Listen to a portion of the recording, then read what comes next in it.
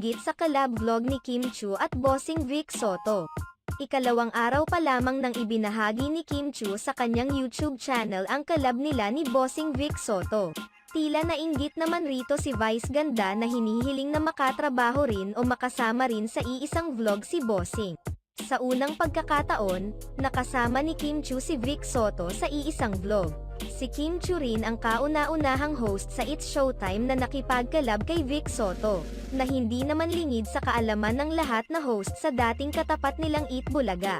Naging posible ang collaboration ng dalawa dahil pareho silang endorser ng courier service na Lalamove. Kaya naman, tila hindi ito pinalampas ni Kim Chiu at inaya niya sa isang vlog interview si Bossing. Samantala, tila naiinggit naman rito si Vice Ganda dahil noon pa man sa kanyang mga nagdaang panayam sinasabi na niyang nais niyang makasama sa iisang project si Bossing.